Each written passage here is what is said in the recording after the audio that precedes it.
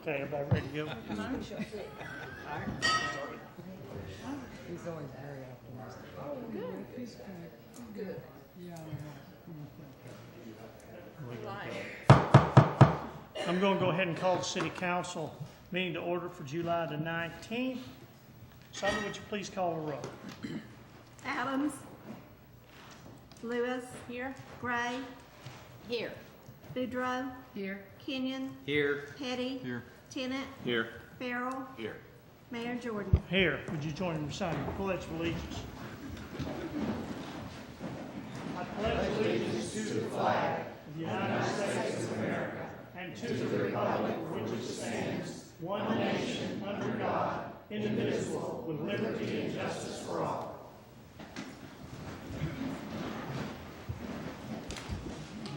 Okay, the first order of business we have tonight is the consent agenda.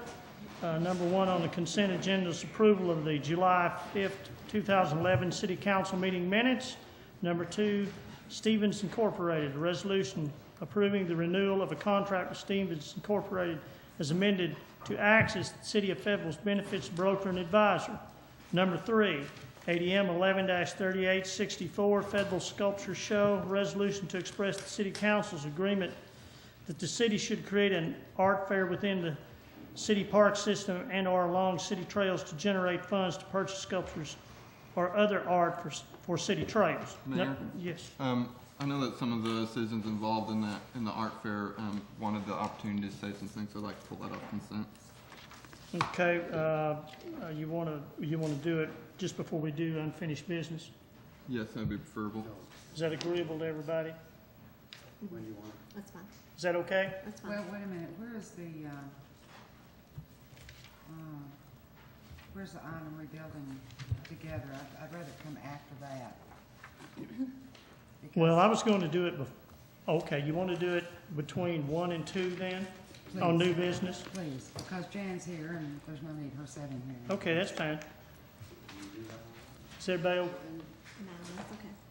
Sandra, is that all right? That'll be okay. Okay, we'll come back to that. Let's see, where am I? Number 4? Yes. Yes. Number 4, Garber LLC, a resolution to approve an agreement for engineering services with Garber LLC and not to exceed the amount of $20,000 related to the replacement of the current 10-inch Elkins sewer main with an 18-inch sewer main. Number 5, Verizon Third Amendment, resolution to approve the Third Amendment of the Water Tower Attachment Communications Site Agreement of the December 2009 to allow new and additional cell phone antennas to be placed upon the Gully Road Water Tower by Verizon. Number 6, Arkansas State Highway Commission Agreement, resolution to approve a utility construction relocation agreement with the Arkansas State Highway Commission related to the Highway 16 East widening and improvement project. Number 7, Arkansas Highway and Transportation Department, a resolution to dedicate the highway right-of-way to the Arkansas Highway and Transportation Department for the realigned Highway 71. Number 8, McClellan Engineering Incorporated Task Order Number 6, a resolution to approve Task Order Number 6 for engineering work by McClellan Engineering Incorporated related to the airfield pavement rehabilitation and restriping project in the approximate amount of $22,830 and approving a budget adjustment. Number 9, bid number 11-41, Donnie Sams, a resolution awarding bid number 11-41 and approving a 5-year airport hay field lease with Donnie Sams of West Fork, Arkansas, and a total rental amount of $12,805. Number 10, RFP number 11-07, soccer uniforms, resolution to awarding RFP number 11-07, authorizing a contract with Challenger Teamwear in the amount of $12.15 each for youth soccer uniforms for the fall 2011 and spring 2012 seasons with an auto renewal option for the fall 2012 and spring 2013 seasons. I'll entertain motions to accept the consent agenda as read. So moved. Second. We have a motion and a second to accept the consent agenda as read. Sandra, would you please call the roll? Lewis. Mayor, I apologize about this late notice. It slipped through the cracks, but the item regarding the Highway Commission approval that's on the consent agenda, the landowner who's interested is Paradise View Apartments requests that we take that off the consent agenda. Which item is that? 6. Number 6. Item 6. If we had 2 more weeks, I think it would help. Mayor, I would ask that we do that. Okay, what's the procedure here, Kit? Well, if an alderman requests that it be removed, then it can be removed. So we want to remove and table this item? No, it has to go on to some sort of new business, and then it can be tabled All at right. that point in time. Where would you all like to put that? The end. Okay. If we're just gonna table it. You're the one. Wherever, if it's going to be a table, we're just going to table it. Is that, Well, why don't we just table it before we go into new business? How will that be? That'd be fine, that way. I mean, we're going to table it. Is You that can okay? do as you please, Mayor. Take 1 second. Yeah. I mean, and then we'll be done. Mayor, if I could make one comment. When you pull an item from consent agenda, the citizens' Granicus on city website is framed in such a way that the items that are pulled from consent are typically reviewed first before you get to old business or new business. When you place it later in the agenda, it requires reprogramming of the entire site. So we do it at your pleasure, but you will save a lot of city clerk staff time if you take items pulled from agenda and address them immediately after the consent agenda is approved. So what you're saying is then we should have put the arts where we wanted to put it before unfinished business then. Before any other business after consent. Mayor, it's also easier on the citizens that are trying to find that item on the agenda through Granicus. Okay, so you're saying you want number 3 before we do unfinished business? Yes, both of them. And then number 6? 3 and 6. That would be Okay. preferable. And, all right. Make your motion. Okay, thank you. Always good to see you. All right, is everybody good now? Yes, have I'll a make motion my and a second. motion based on those 2 adjustments.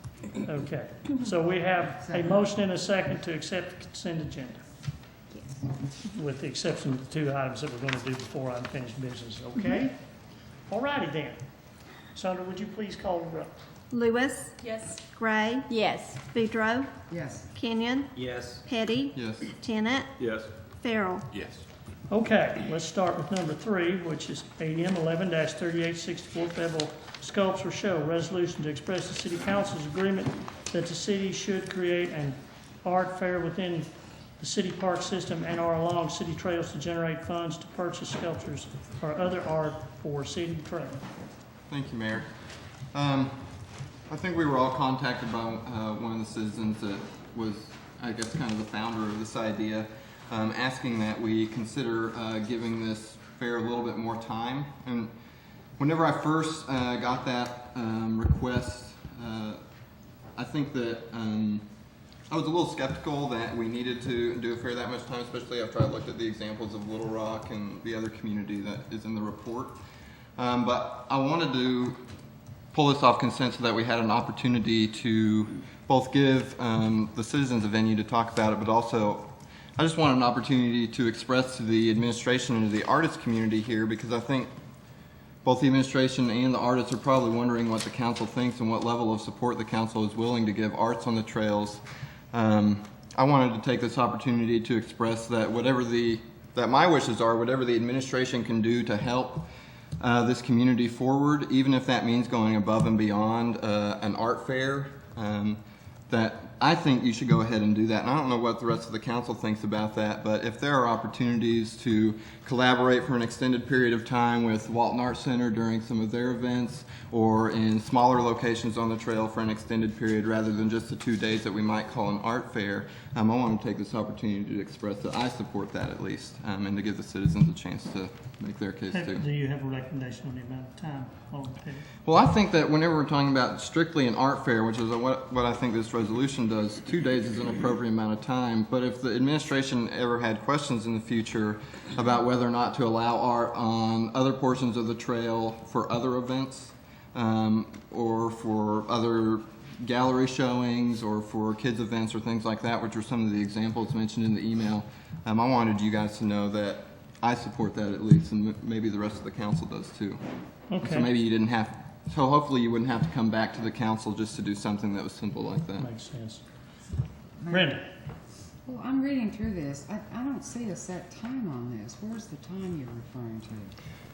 The resolution itself actually doesn't talk about a time. It just says that if we pass it, that the staff will start looking for, or start developing an RFP to do an art fair. The examples they cite last 2 days each. If you look at the background document, they talk about doing a weekend fair annually or something like that. And I just wanted to pull this off so that I could say if there are other opportunities that could be incorporated into a month-long festival like the Artisphere Festival, that maybe the administration doesn't have to come back to the council just to ask for permission to put art on the trails or to do other things that may not constitute an art fair specifically. And I think that the citizens were a little bit, they wanted to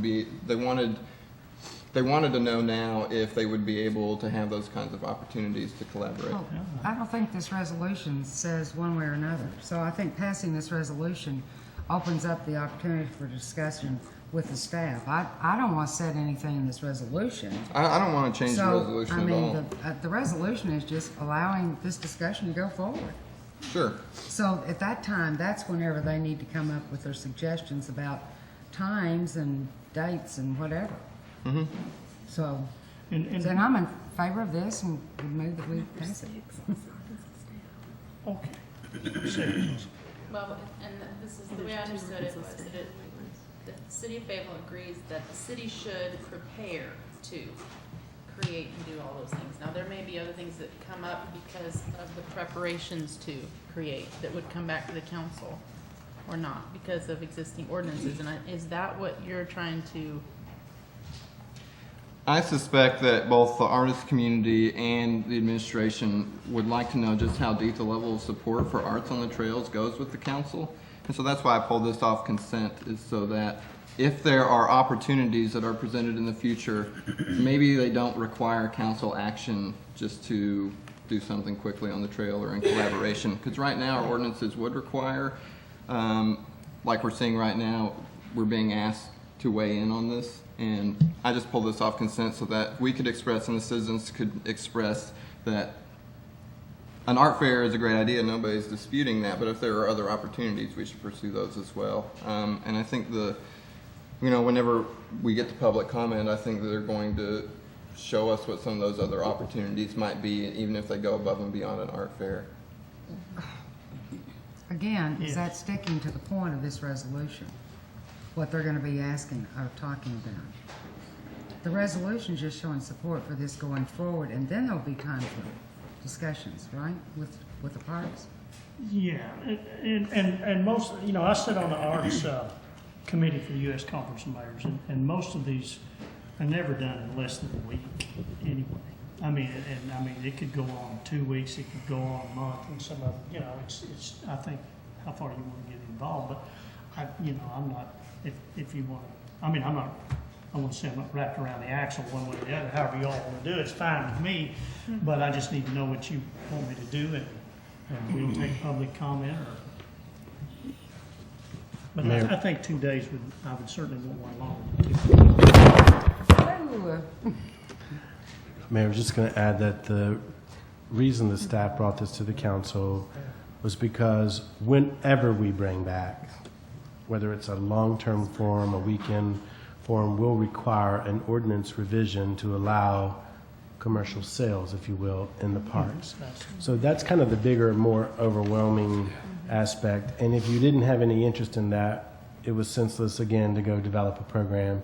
So knowing that those would be the avenues, that's what this resolution is to do, is give us some idea of your support for commercial sales for an art purpose in our park area. If you don't have the stomach for that, then we wouldn't be coming back for the other.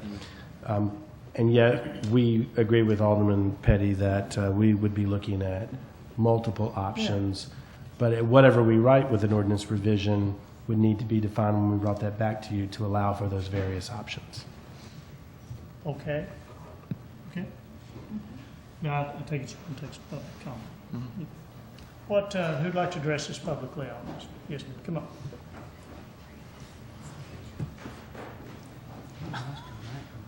Good evening. I wrote the email to you all this afternoon in response to, there was a segment in the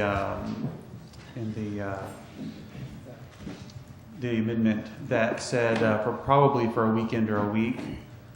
And so I was responding to that when I sent the email saying that it needed to be longer than that.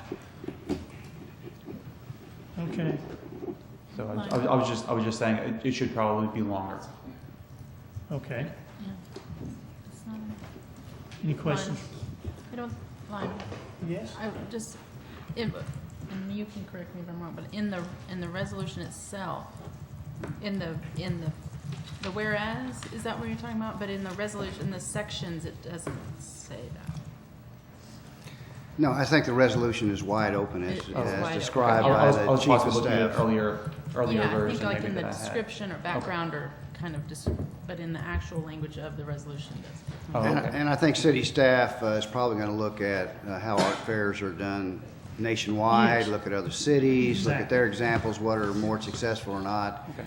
and come back with a wide range of options for the city council. I've already brought back some literature that the staff is looking over right now. Which All right. will be- I'm good. Thank you. You're welcome. Yes, come on in. I just want to clarify if in the, because I had the same, Why don't you introduce yourself? I'm sorry, I'm Caleb Clark. I live on the south side of town now because I just moved. But I was curious if the proposal states something about it being limited to one annual event, because I was under the misconception myself that it would be tied down to 1 week or one weekend, which you guys have just discussed that.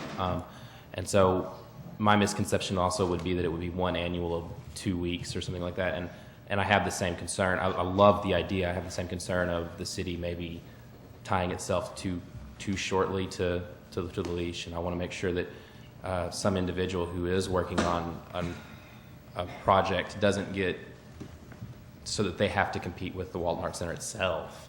I don't think we're setting a time limit exactly on this in the resolution. It's really our support for this, and then we'll just take it from there. All right. And like I said, I had also misunderstood the clause, so I want to take the opportunity to thank you for your support of arts on the trails. Sure. Thank you. Who else? Okay, we'll bring it back to the council. Move we pass the resolution. Second. I just want to say that I would support the art on the trails, period. Whatever venue it might take in the future, et cetera. Okay, anybody else? Okay. Sandra, would you please call it? Lewis, Yes. Gray, Yes. Boudreaux, Yes. Kenyon, Yes. Petty, Yes. Tennant, Yes. Farrell. Yes. Okay, number 6, and I'll read it Mayor. again. I have to completely fall on my sword here. I saw the highway widening project and I saw 16, and I was thinking it was 265. So in my rush, Yeah. I misread that. So consent away. Okay, I So- guess, I have no problem with that. I apologize for wasting y'all's time. You can see what kind of power you have, though. I apologize for wasting y'all's time. okay, I will entertain a motion to So pass moved. number 6. We have a motion and second to pass number 6. Do I need to read it again? No. Okay, Sandra, would you please call the roll? Lewis, Yes. Gray, Yes. Boudreaux, Yes. Kenyon. Yes. Petty. Yes. Tennant. Yes. Farrell. Yes. Okay, moving right along to unfinished business. No, on RZN number 11-3806, south of Zion Road and east of Townsend Lane, Woodbury. An ordinance revoking RPZD 06-2190 Woodbury, rezoning that property described in rezoning petition RZN 11-3806 for approximately 9.26 acres located south of Zion Road and east of Townsend Lane from RPZD Residential Plan Zoning District 06-2192 NC Neighborhood Conservation. Okay, we tabled it at the last meeting. Yes, Alderman Farrell. Mayor, I would say, let her rip, just the staff recommend. I was holding off to do a little checking there, and I did some checking, and I'm satisfied that the staff's Okay. recommendation will go just fine. Okay. Anybody else have any, I guess is there any public comment on, we're fixing to vote on this? Okay, bring it back to the council. It's already to the third reading. I guess we just say, Sandra, would you please call the roll? Lewis. How about shall the ordinance pass? Okay, shall the ordinance pass? Lewis. Yes. Gray. Yes. Boudreaux, Yes. Kenyon. Yes. Petty. Yes. Tennant. Yes. Farrell. Yes. Okay, number 2, appeal RZN 11-3831, 209 West Martin Luther King Boulevard, in order to rezone that property described in rezoning petition RZN 11-3831 for approximately 2.64 acres located at 209 West Martin Luther King Boulevard from RMF 24 residential multifamily 24 units per acre to C1 neighborhood commercial. I will entertain a motion to go to the third and final reading. So moved. So we have a motion and a second to go to the third and final reading. Sandra, would you please call the roll? Lewis. Yes. Gray. Yes. Boudreaux, Yes. Kenyon. Yes. Petty. Yes. Tennant. Yes. Farrell. Yes. An ordinance rezoning that property described in rezoning petition RZN 11-3831 for approximately 2.64 acres located at 209 West Martin Luther King Boulevard from RMF 24 residential multifamily 24 units per acre to C1 neighborhood commercial. Jeremy? Mr. Mayor, Council, this item obviously is an appeal to the Planning Commission decision to rezone this property to community services. The ordinance that's been read tonight and on the third reading is to rezone it to C1, which is what the appeal reflects. Also, as you're aware, staff did recommend this property be rezoned to community services. We feel that's the best zoning district for this particular property, regardless of what actually is developed. However, based on the last meeting, I wasn't here, but I watched the last meeting, council meeting. There was some discussion about 2 primary points I think that I picked up that you all wanted some clarification on regarding form-based codes, and so I wanted to go through some of that with you. The first is the required minimum buildable street frontage. If you'll remember, that concept was first developed in Fayetteville with our downtown master plan and placing buildings close to the street, hiding parking behind in most cases. When we adopted the form-based codes a few years later, we adopted a variety of that. It wasn't exactly what the downtown code indicated, but it was a variation on that theme. A required minimum buildable street frontage basically means that a lot or a portion of a lot on which a development is presented, a building must be located, a certain percentage of that building must be located along the street frontage. I say that a lot or a portion of a lot because we oftentimes see a project, let's say a 100-acre project, where only an acre or 2 of it's being developed. And that happens, we apply our landscape standards, our development standards, our sidewalks, all of our street improvements to the section of the lot that's being applied to. So that's something that's very common, and it's very applicable through a number of different ways. So in this particular lot, the reason it's applicable is that we've been talking about whether this whole lot and all of its frontage is applicable or the portion that's being developed, and we feel that it's consistent with how we've approached other projects, that whatever portion of the lot's being developed, that's the portion we would apply that standard to. Secondly, the question kind of came up as what qualifies as a building within this area, because in this particular instance, the obvious intent is stated by the applicants to develop a fueling station with convenience store. We looked at the definitions of within our building codes, how we apply building standards, how foundations are presented, snow loads, wind loads, all of those look at a canopy as a building. It kind of defies, I think, normal logic, but it has to meet all the same standards. We also have to apply building setbacks. So if this is zone C1, the building setback will apply to the canopy, even though it seems like a canopy, not a building. So again, consistent with that practice, we would allow for a canopy, even though it's entirely open air, no formed up walls and inhabitable space. That would be considered part of that frontage. I'm not sure necessarily if that was the intent when we drafted this ordinance, to allow those types of structures, and so it may be something we need to look at, but I feel that it's consistent with the application. If this particular developer decided to do that, we would allow that to count as their frontage. So I just wanted to make sure that was clear for you all as part of our application of the ordinances. As I mentioned, I believe from our conversations with the applicant, they are still pressing for C1. They feel that's the best zoning for this particular project for them. And they certainly have that right to make the case to you. Again, we're trying to look at it outside of just one specific project and for the future use of this property, because it's so near the downtown master plan, the Fayette Junction master plan, the Walker Park master plan. We feel this is a walkable area, and the community services zoning district really is the best fit for this area, and that's our recommendation. Yes, ma'am. You know, I was looking at their project. It's going in on the corner of Township and North College, Yes, ma'am. and the canopy is set back from the street. What would the difference be in the setback for the canopy with the C1 versus the community services? Off the top of my head, that canopy is likely set back at least the 50 feet that's required by a C1 or C2 district, which is what that township and college is zoned. In this particular, if it were zoned community services, it would likely be, in order for them to meet their frontage requirements, it would likely be pushed up to about the 25-foot line or less, adjacent to the sidewalk. Is that one of the issues they had with this? Well, I can ask them later. They'll be, yeah. Okay, that was the main thing, is the setback. So that's really, to some extent, a large part of the difference, isn't it? That, and since you're allowing the canopy. It is. It's really community service, as our city attorney's mentioned on a couple of different occasions. A lot of the uses are very similar. We purposely created a zoning district that had a similar intensity of use. If you look at the purpose statement of that zoning district, though, it's really about the form. As you know, one of your goals is to create traditional town form as the standard. So we felt we didn't really have the tools in our toolbox in zoning to make that happen. So that's why we created these form-based districts that not only can be used downtown, but basically anywhere. And I do want to make sure that everyone's aware that it's an option. It's obviously, it's not a requirement. We don't force anyone to make any kind of zoning application. We make a recommendation to the Planning Commission and you all, and as policymakers, you make the decision based on City Plan 2030 and a lot of other factors as well. Thank you. Okay, Matthew.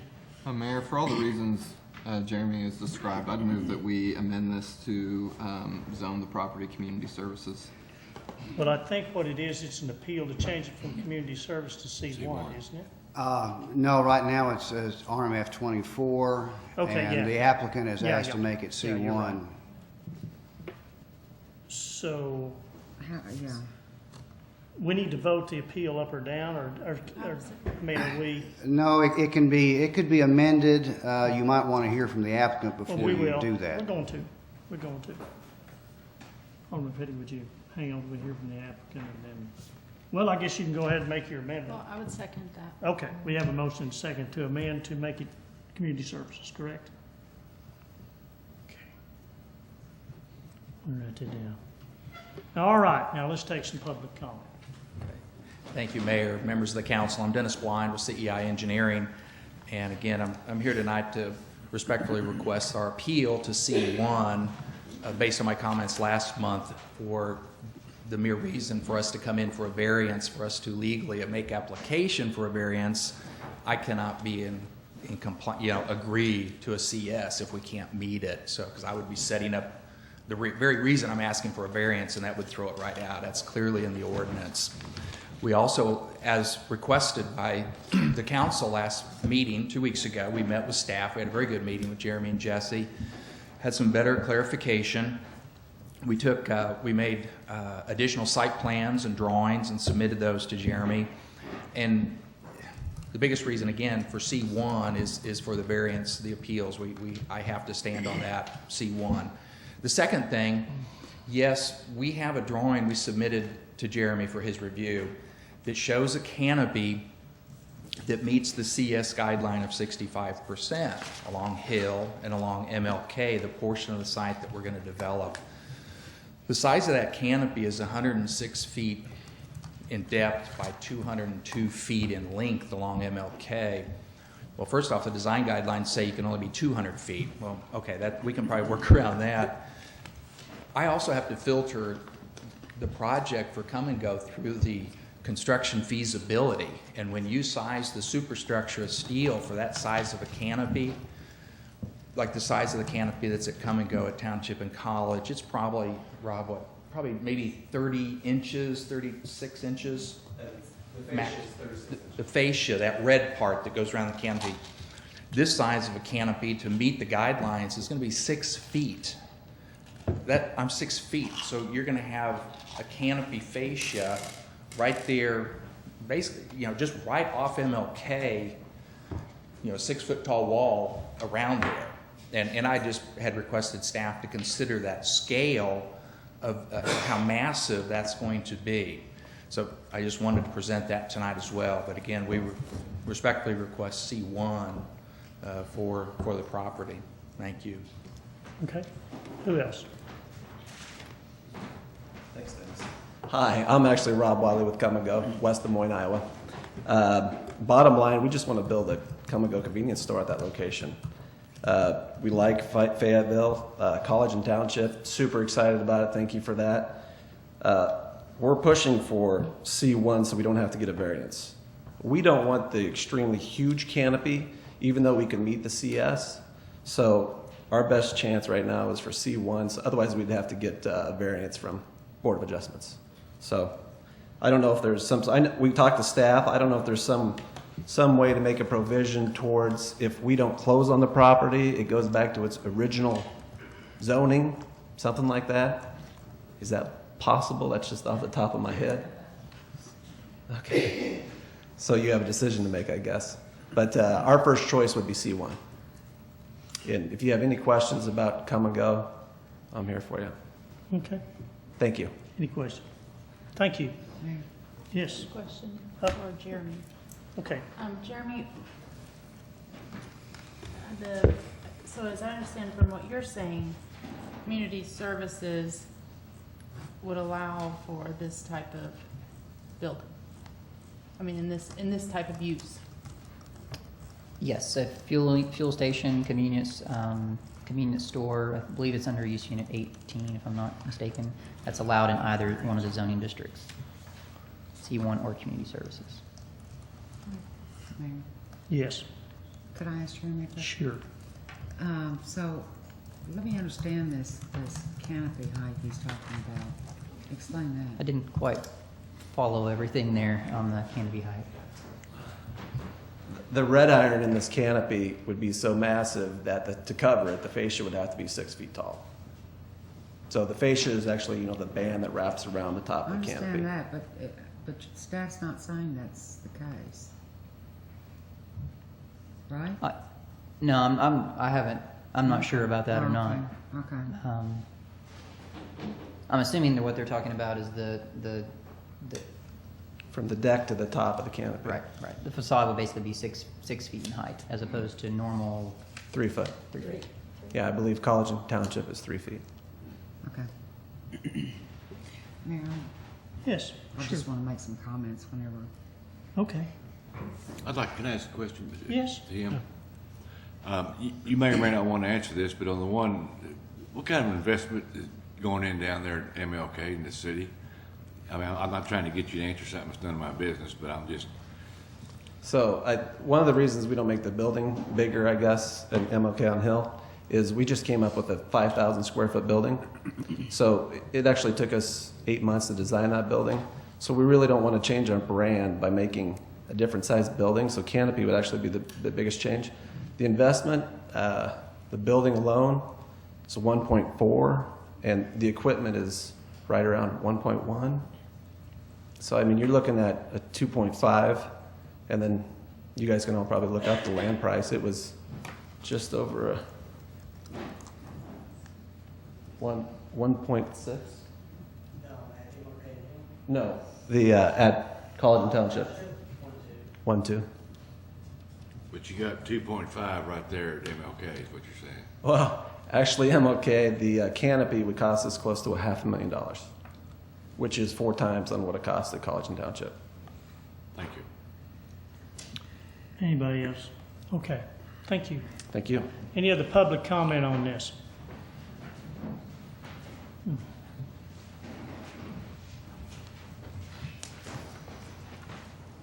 Hi, my name's Gretchen Schlump. I just purchased a home just south of the intersection there and just wanted to voice my concerns about mostly just increased impervious surface in that area. With the intense rains in May, that little creek just flooded a lot. And so I'm just concerned that, if a convenience store goes there, then it's going to create this more runoff. And I guess I'm concerned that, that some of the trees or vegetation would be retained, or maybe some more way for that water to get down to the storm sewer before it would reach the creek. And I'm a little concerned as well about light pollution and increased traffic in my neighborhood. And that's all I have to say. Thank you. Thank you. Who else? Aubrey Shepard. I have a couple of questions beyond the watershed, I guess, but the young lady spoke well about that. Obviously, our neighborhood is always at the verge of having a new house flood, but right now it may never rain again. So what we're thinking, somebody. But anyway, so that might not matter. But the cat's out of the bag on this rezoning. It's a come and go store. That's not a secret. I understand. We've heard that in the newspapers for a couple of months or something. But this canopy arrangement that you're talking about sounds like it might put the pumps fairly near MLK, maybe also Hill. Now, those pumps need to be as far away from the street as you can get them. I've seen cars jump the curb in Springdale once, and I was at a station, and it was way back there, and a flying car came off the street and crashed right into the pumps. They shut the place down. I helped get a lady out of her car because I said, "Don't start it, just come on, leave the car." It's a frightening thing to have gas pumps struck by a moving vehicle. So there's a reason not to require them to put it out by the street, regardless if it's commercial zoning or community services. One other question. One of my neighbors has to water his garden tonight. Wanted to come speak about issues, but his comment was they're going to do what they want to it. I said, "Who are they?" Well, he sees the city as one blanket monster that won't do what he would like. But anyway, he mentioned that his church had a liquor license provided to a restaurant or something within less than the required amount. I thought it was a state law. There was some law. I can be corrected. And he blamed that on the city. And I said, "I think it's from the state, but I don't think the city decided that issue, although I suppose if we had it in the regulations, you guys could decide that." But anyway, but thinking of that subject, and he's a person who doesn't, he doesn't want cigarette smoke or alcohol fumes to blow across his property, much less touch it himself. But anyway, he brought that up, and I guess the question would be, maybe, Mr. Mayor, for the developers, the come and go store would be seeking a liquor license or whatever the level is that convenience stores get now. Is that correct? Can we ask the come and go folks if they're going to do that? Okay. We probably have already gone beyond what we should be talking about in the rezoning, and I think that would be probably one step at least too far at this point in time. And if they did ever seek any kind of liquor permit, then obviously that would be a decision by the ABC, but all the neighbors could weigh in with the ABC too if they did not think that was a good idea. Okay, thank you. Well, I was pondering that, and I did think that it would be another reason people would drive to that part of our neighborhood after they had imbibed, maybe. But it also might be great for those student apartments there because they would walk instead of driving, speeding past my house without stopping at the stop sign late on Friday and Saturday evening because they've run out of alcohol. And they're flying down to 15th Street and South School. Stay with me on the rezoning. Okay, well the drinking habits really are not. I wish that, I just haven't been able to memorize all the parts of the various zoning issues here, but whatever goes there, it's back to the watershed. Let's leave those trees on there if we can, and leave every bit of natural soil that's in place during construction and afterward, if possible. Thank you. Thank y'all. Who else? Seeing none, I will bring it back to the council. Yes, Brenda. Well, I've kind of weighed this both ways. I mean, I certainly support the new zoning, the new type of zoning, community services, and the form-based zoning, but in this case, it seems like we're going to have something uglier than, or less appealing by being close to the street than we would have if we just zoned it C1. And I mean, obviously, this use can be done in either C1 or community services. So, it'd be nice if they were, if we could just rezone part of the property, the C1 right on the corner, and do community services on the rest of it. But apparently, we're kind of stuck with doing the whole parcel, either C1 or community services. You're not stuck with that. That's certainly an option that, if they're willing to go with that, you could do that as well. It is a legislative decision by the city council what to zone property. So I could split this property in half right now, or how would I determine what amount would be? That would be the difficulty, is to try to determine the proper amount. But the city council rezoned all the property in the city in the 1970s and split parcels, and so it is within the legislative power to do it. It doesn't mean that that's what you should do. You might ask the come and go individuals how much of the lot that they will actually need. Let's ask them. I'd like to ask them if they have any idea.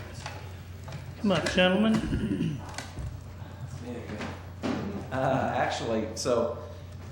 We've been working with city staff actually on another project in Fayetteville, and we like to keep the trees as well. So for us to say that we want to divide this property at a certain spot, we can't really say that, because if there's a tree in the way, we might move over here, move it over there. Plus, I think I'd like to hear from staff on comments from our drawings. There's different things. I mean, to comment on a couple of these other things, staff does a great job on making it so the watershed isn't a problem for people behind us, or I guess it'd be to the south of us.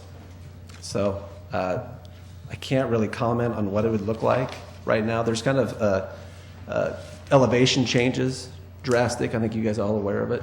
But towards the back, I think it drops off a good 9, 10 I'm feet. aware of the property. Yeah. So, I mean, we have two different ways. We can either run our dispensers, which are, people call them our pumps, straight across in one row, or we can double stack them, which is 2 rows. So we'd have to look and see how much, elevation change and preserve as many trees as possible, that sort of thing, before we could split it up. That's a long answer for you, Brenda. Okay. Well, thank you. And could I just say one thing? Now, right now, we have a motion to second to do CS on that property. To amend the ordinance in front of you, yes. Okay, so we're gonna have to vote on that before we do anything else? Before any attempt is made to pass the ordinance, the amendment Okay. will have to be voted on. Okay, okay. Thanks. Is there any other discussion on the amendment? Yes, Matthew? I wanted to bring out some things that we talked about last time. Even with the dimensions that were given at the last meeting, if we only counted the canopy, they have a street frontage of 51% with the building, with just the canopy. If they do the canopy in the short side of the convenience store, it's 64.5%, so it's only half a percentage point away from the requirement of community services.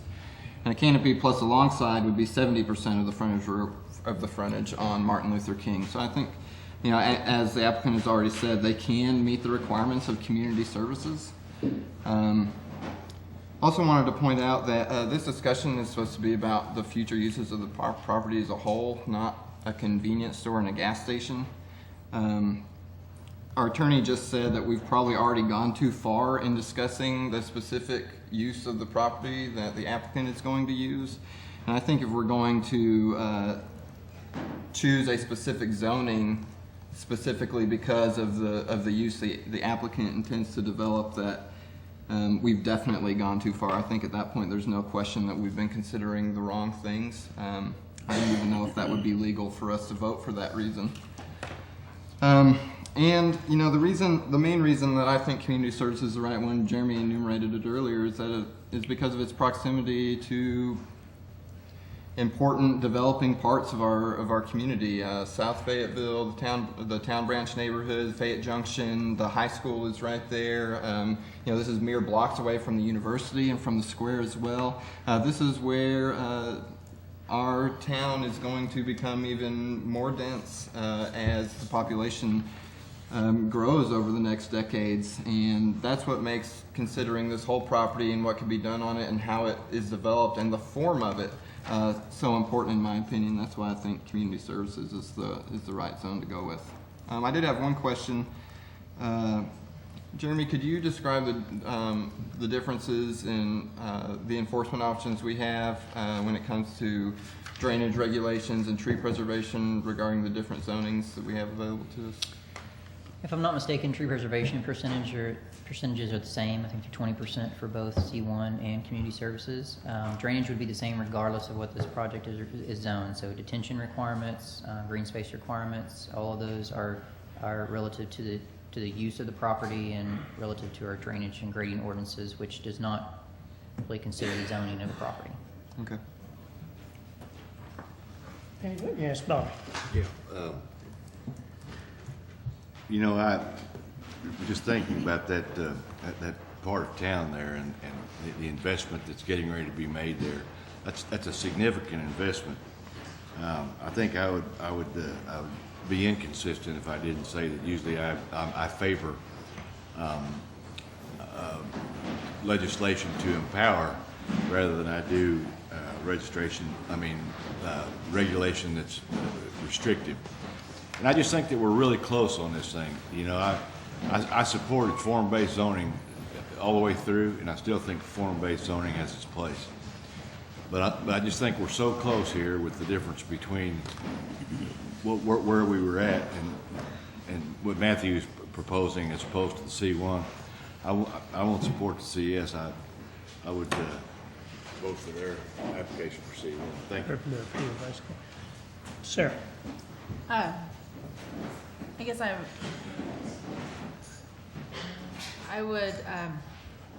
have to keep reminding myself that this is a zoning request, and because it's difficult, and this happens often because there is a specific project, and you have to take that into consideration in that does that project work there? Is it compatible? And so when I think about that, it's been communicated that yes, this project could work there, that community services can go there. Maybe it does take some design differences, but it's like a compromise between the future of South Fayetteville and the walkability in the neighborhood and the quality of life, and a company that has a project that they would like to do, that they would like to be there. And so what do we expect from people that do projects here, and how do we protect quality of life and the future also? And so I think that's where my mind comes together. I want to enable them. I want them to be able to have their project. But I also want to have to remind myself that this zoning, maybe that project would fall through the cracks. We don't have any guarantee that they actually will do that project. So what zoning would be good there? And then I saw in some write-ups about this, about the C1 and the C2 and the industrial around the edges, and someone sometimes said, well, there are no other form-based around there. Well, that's because form-based is new. It's a new type of zoning. It's a part of our future idea of how we can improve different areas.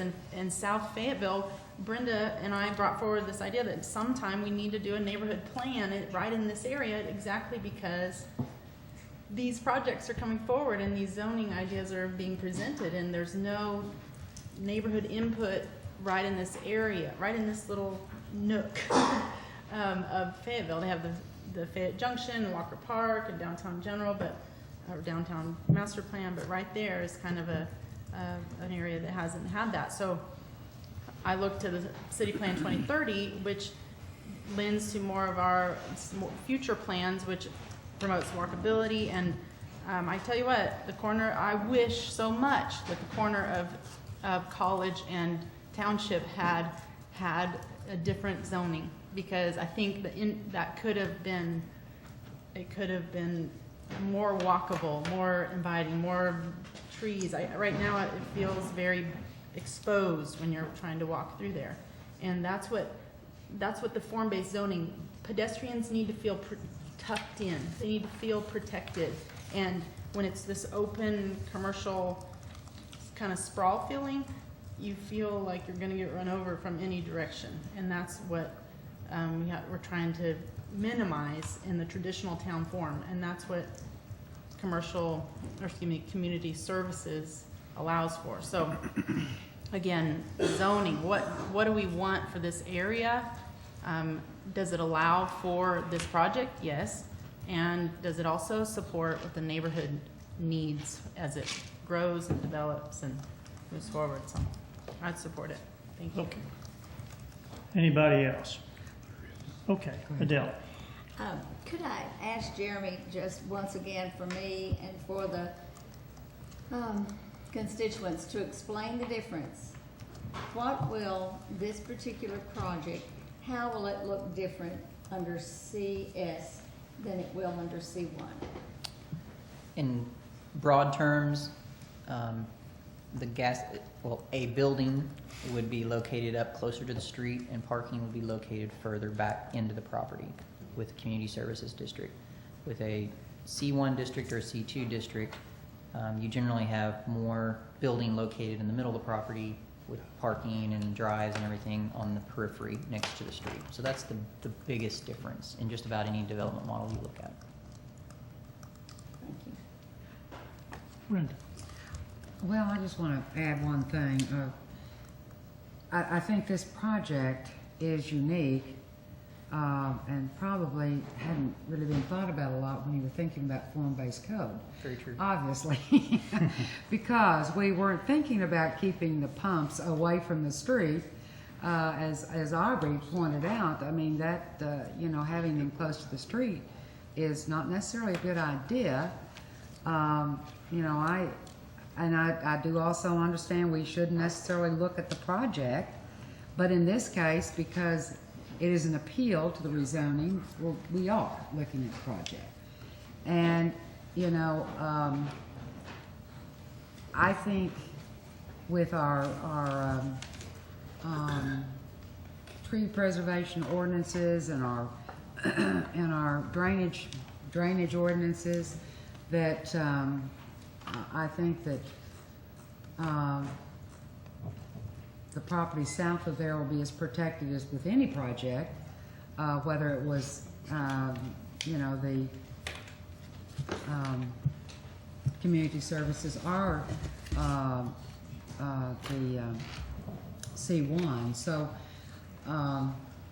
you know, I'm not going to support the amendment. Not going to support the, I'm going to support the original C1. I think that in this case, with all the circumstances relating to it, that it's the best thing to do. So. Mark. I think that Brenda hit the nail on the head. The specific project get hit in CS Community Services or C1, but we can't look at the project. We have to look at the zoning, and I think that I will support the C1 based on the fact that there is C1 around it and C2 around it, and perhaps the form-based codes that were developed, although idealistic, might not be realistic if you're looking at a specific situation, which we have been approached about. So I would not support the amendment to the CS community. Okay. Is there anybody else? So what we have before us is a motion to amend this to do CS zoning, correct? To amend the ordinance So we to need make to it vote on read that CS, Community Services. Any other comments on this? Sandra, would you please call the roll? Lewis, Yes. Gray, No. Boudreaux, No. Kenyon, No. Petty, Yes. Tennant, No. Farrell, No. Okay. Fails. All right, now what we have before us is the appeal, the change Well, from. have the actual ordinance that has been read 3 Okay. times. Yeah. So if we vote for this, It we'll would be voting rezone in favor of changing it to C1, correct? That is correct, Your Honor. Everybody good? May I All get right. that, Mayor? If we vote in favor of this, we are in favor of the changing to C1? That is correct. Okay. Okay, is everybody good? Okay. Sandra, would you please call the roll? Lewis? No. Gray? Yes. Boudreaux? Yes. Kenyon? Yes. Petty? No. Tennant? Yes. Farrell? Yes. Okay. All right, so that's that for that. All right. Under new business, number 1, Rebuilding Together Incorporated resolution to waive all development permit fees for Rebuilding Together Incorporated for the remainder of 2011 and throughout all of 2012. Brenda? Yes, I brought this forward to, this is one way in which the city can help nonprofits. I'm having to speak into this mic because this one's not working.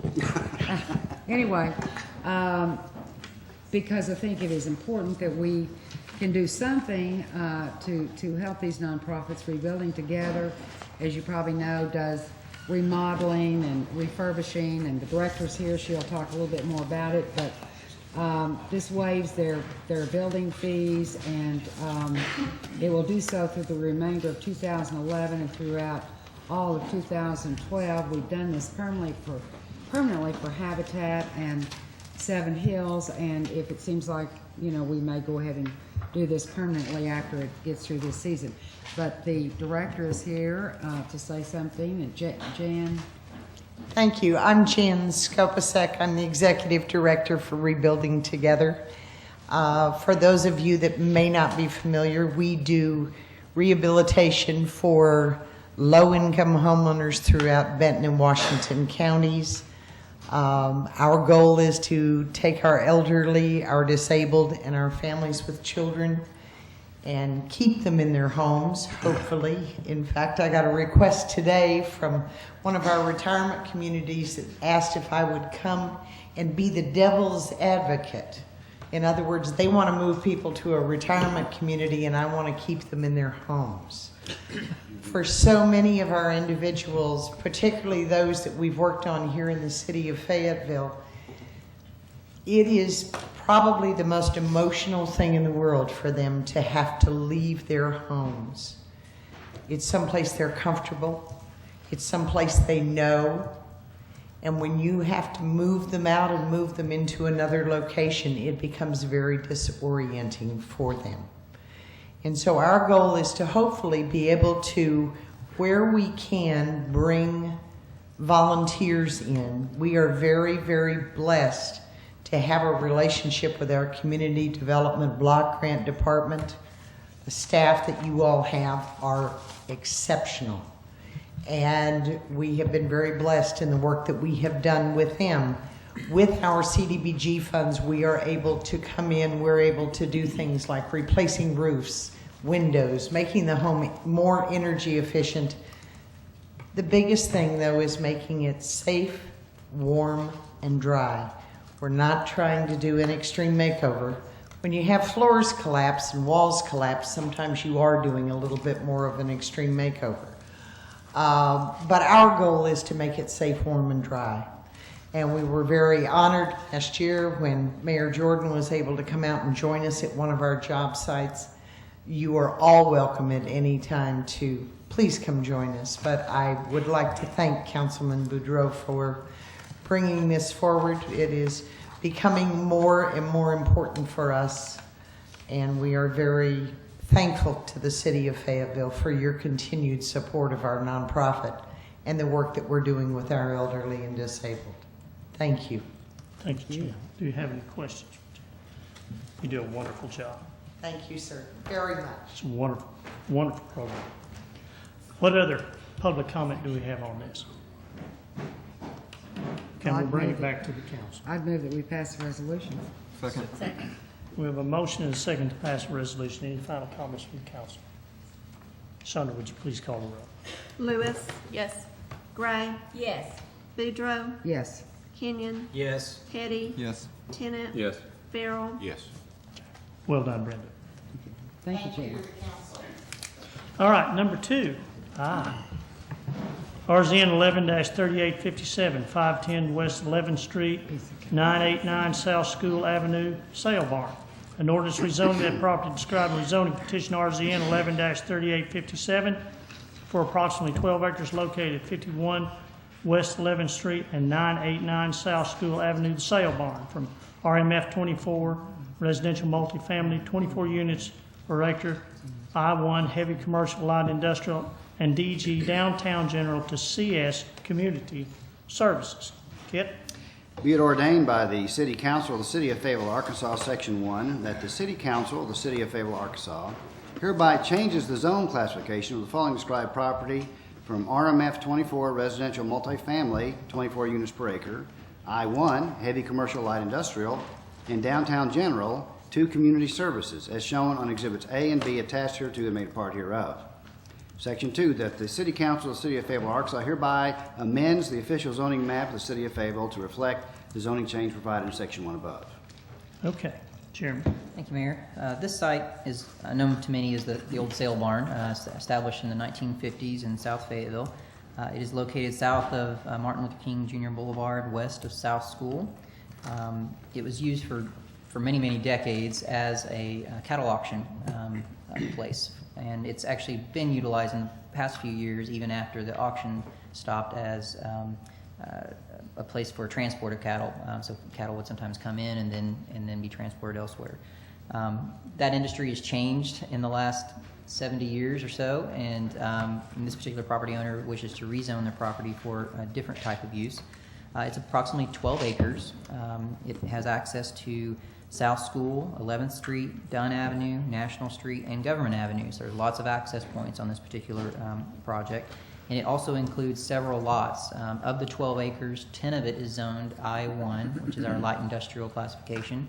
The rest of it is zoned either downtown general or RMF 24, which is our residential multifamily, 24 units per acre. Surrounding land uses are a wide variety. You have, of course, the National Cemetery to the west of the property, some single-family homes in a neighborhood further south and west of the cemetery. You have a variety of commercial and light industrial uses along both South School and along MLK. And so there's just a variety of uses transitioning from those arterials back into an older neighborhood. In 2009, the property owner submitted a rezoning request for 9 of the 8.89, I think, of these acres, which was ultimately recommended by the Planning Commission and staff, but denied by the council in a split vote. That request was to go to downtown general. We did not have the community services district available at that time to choose from.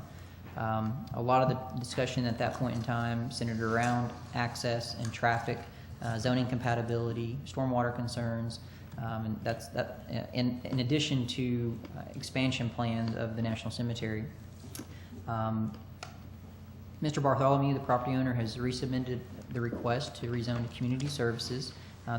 We had several meetings to sort of educate them about our new form-based codes, but also just really any zoning district that they felt might be appropriate, and they felt this was the most appropriate for future use of the property. I think in most cases in 2009 and now, we all agree the I-1 district has really sort of run its course in this particular piece of property. This is the last remaining, if you look at a larger zoning map, it's sort of an island of I-1 in this area. The rest of it is further north or along the old railroad corridor until you get out to the industrial park. So it's a remnant piece of industrial zoning that we feel does need to be rezoned. It's shown as city neighborhood area on our future land use plan, both on City Plan 2025 and now under City Plan 2030. So obviously a variety of uses is supported by you all's policy decision and is recommended by staff. We feel that the development pattern of a community services zoning district would be consistent and complementary to the existing community character, again, that has a wide variety of uses within this zone. There are a few, of course, new things that have occurred since the previous zoning application. One, they've acquired a new parcel along South School, as I mentioned, so there's a parcel zone downtown general that accesses directly to South School Avenue. Secondly, we have a streamside buffer in place, a streamside protection ordinance. Not a lot of this property is affected by that, but on the northern boundary of the property is, I believe it's Tanglewood Branch, if I'm not mistaken, that runs along the north portion of this property, and that would be required to be protected with any development pattern, as you're aware of their streamside protection ordinance. And then secondly, as I've already mentioned, the Community Services District is now an option all over the city, and it was not an option for use in previous applications. The Planning Commission voted 6-1 in favor of this particular zoning district. Staff did recommend it, finding it's consistent with our future land use plan. We don't feel like it would, with the proper improvements with a development, we don't feel like it would exacerbate traffic conditions, and the surrounding infrastructure could more than adequately handle the traffic in place at this time. As you all know, MLK is a very busy street. South School has much less traffic. It probably wouldn't even warrant a 4 or 5 lane section if we were looking at warrants right now, because obviously there used to be a lot more traffic traveling 71B south, which we just simply don't see any longer. So we would really probably push for access there as a primary access point with any type of development that came through. That was discussed at the Planning Commission as well, so I just wanted to offer that information as part of that discussion. With that, staff is recommending approval of this rezoning request. Questions do we have for Jeremy on this? Okay. We will now open it up to public comment. Now, here's the rules. Everybody gets one turn at the microphone. And unless an alderman brings you back to ask you questions. So don't engage an alderman. Make your comments to me. So with those ground rules, who would like to be first? Introduce yourself and come to the microphone.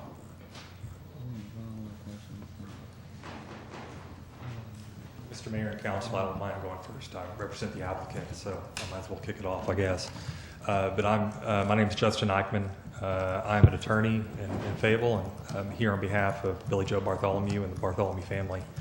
As Jeremy mentioned, the sale barn's been in the Bartholomew family for a very long time. The sale barn's been operated there for almost 70 years, and he told me that 5 generations of his family have worked at that there in the livestock business in that location. And as Jeremy said, that industry has changed, and I'd add also that area of Fayetteville's changed over the years. It's increasingly become urbanized and more into the fabric of the city center. And as the years have gone by, it's become necessary for the family to consider selling, and now it's really become imperative.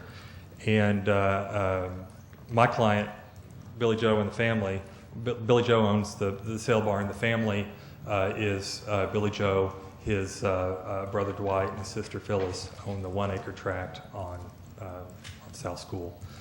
And what I thought I would do, rather than go through and repeat what Jeremy said or repeat what's in your packet, was highlight just 2 points, and then hope to answer any questions that I can.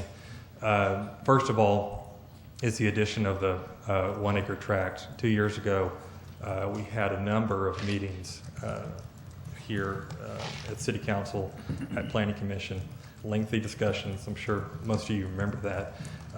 And a whole lot of issues were brought up. And really one of the more important ones was traffic. And I think at the time, concern was filtering traffic through or up through Government Avenue. At that time, the 1 acre tract was owned by Billy Joe's father, Argel, who passed away not too long ago, and the family has decided to sell that. But what that does is it gives an opportunity for access onto South School. And the hope is, of course, is that would be the primary entrance, and would sort of alleviate that concern on government. So that is, in our mind, a pretty important change. And then I guess the second point would be, what we wanted to do was to come forward with a zoning designation that's encouraged by the city. And I think this one is in line with the planning objectives. I think it's in line with the goals of in the 2025-2030 plans. Those that stress not only infill and revitalization, but those that stress also the traditional town form. And I think this is certainly a compatible zoning request. And tonight what we're asking is for you all to uphold the staff recommendation, the planning commission recommendation, and of course to consider the zoning on its merits. And if I could, we would certainly appreciate approval of this zoning request tonight. So both Billy Joe and I are available for questions. If you'd like to call me back up, please. I think discussion is probably the most important thing, rather than reading through a prepared statement or anything of that nature. Do we have any questions for Justin right now? Thank you, Justin. Thank you. All right, who would be next? Seeing none, I'll bring it back to the council. Okay, let's folks get lined up here. Please.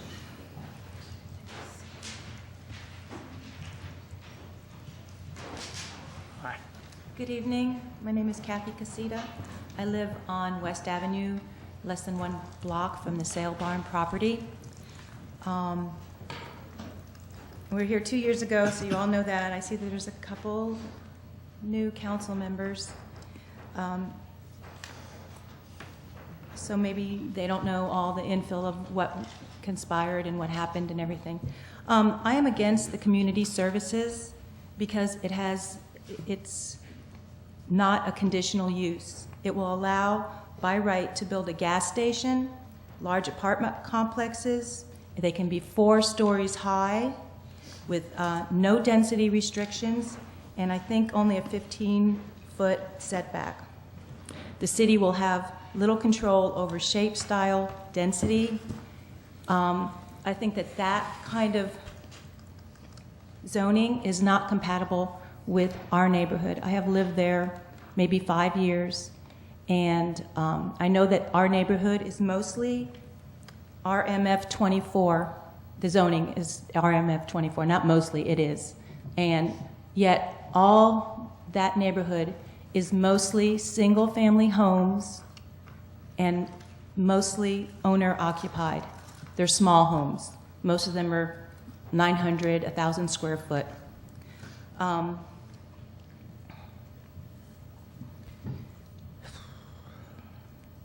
The issues are the same: compatibility, noise, traffic, density, because they could put in apartments up to 300 people, and they could be 4 stories. I was at the Planning Commission meeting, and they talked a lot about traffic and how this piece of property on South School addresses that. However, I don't think so, because I live in that neighborhood. I drive those streets every day. If they put a large apartment complex there, the residents are going to be scattered all the way from between the cemetery and South School. So yeah, maybe the people who live closest to the South School exit will use that exit. The ones that live close to West, where I live, they'll use that. I usually go, if I'm going to 540, I take West and I go around Government and then I turn left to MLK, which I suspect that, and I know for a fact that, you know, this is the same company, we know that, and that they only build student housing. So people using the South School exit or entrance to the apartment complex isn't really feasible.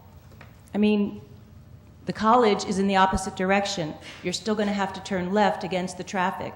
What's down there? Most people are going to be going to 540 or to the university, to the mall, north. So I don't think that having that entrance really addresses the main issue.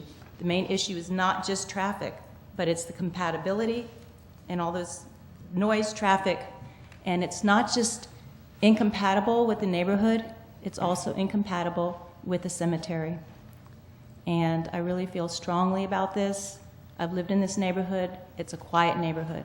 There are some duplexes, and there's one unit that's 13 apartments. It's a small apartment complex, one story. And I just really believe that this will just really change our neighborhood drastically. So I ask you to really consider this closely, and I also ask that you not vote on it tonight so that you can think about it. I think that's it. Thank you. Who else?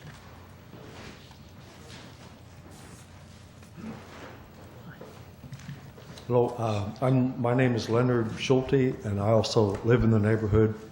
I live just one house south of Ctiy Council, and I want to, in general, support her views, concerns about this zoning, and also add one point that I think the city should consider. There's a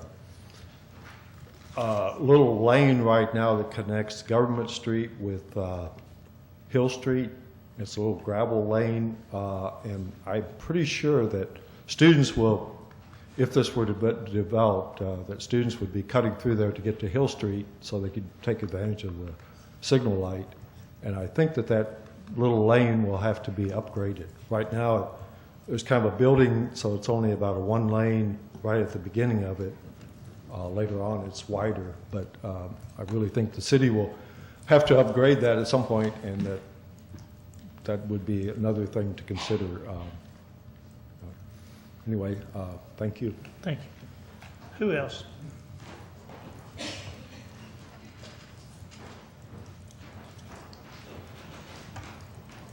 Good evening. I'm Lauren Hawkins. I appreciate your consideration this evening. I wanted to state that this is not a compatible situation in our neighborhood. This illustrates the city, the national shrine, our Fayetteville Cemetery. And these are only 3-story buildings that are, maybe I can pass this. Sure. I'm showing 3-story buildings. Where is that, ma'am? Thank you. We could have 4. Direct, as close as that to the National Cemetery and to our single-family homes. I implore you that this is not a compatible situation. Please amend this to neighborhood conservation. You can make an amendment to do that. I know we're not supposed to be addressing, but we know that we have to address the reasons for a rezoning. I appreciate your time and consideration. Thanks. Thank you, Lauren. I have a question. Yes. I have a question for the citizen. Yes. Of course, I was going to ask about the picture. Yeah. Is it Laura? I just wondered how. Conception. Yeah, the conception and or just wondered how it did you make it or how was it generated? Yes, it's a picture of the sale barn in the National Cemetery with buildings from this builder at another site superimposed. Okay, interesting. That may not actually be true. From other buildings superimposed that are similar. That you did. It may not be their buildings. According to what could be theirs. Yes. That you created. True. Interesting. Thank you. Come on.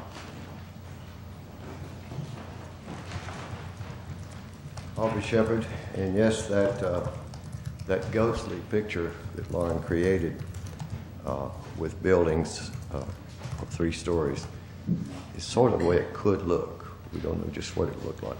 But we'd hope they certainly built further away and leave more space from the National Cemetery if something like that were to be built there. The 12 acres sounds like a lot of land, but if you did it right, you'd leave a big barrier between anything that's built there, regardless, and the National Cemetery. It is a national shrine officially now. We knew it was going to be 2 years ago. We didn't use that word much, but we'd already heard through the grapevine that it would be declared that because it's one of the top in the country, and the way it's kept and so forth. Its design originally went in a circle. If you look at the sequence of old maps of that part of the city, you can see from 1867 to 1937, when the sale barn went in, that shape hadn't changed very much. But at this point, it's changing as the RNCIC, with limited ability to get donations, and I think somebody said in the past if we got $10 donated to us as the Regional National Cemetery Improvement Corporation, we could have bought the sale barn by now. I mean $10 from each veteran who you would consider in this region, because a national cemetery means any veteran anywhere in the country could choose to be here.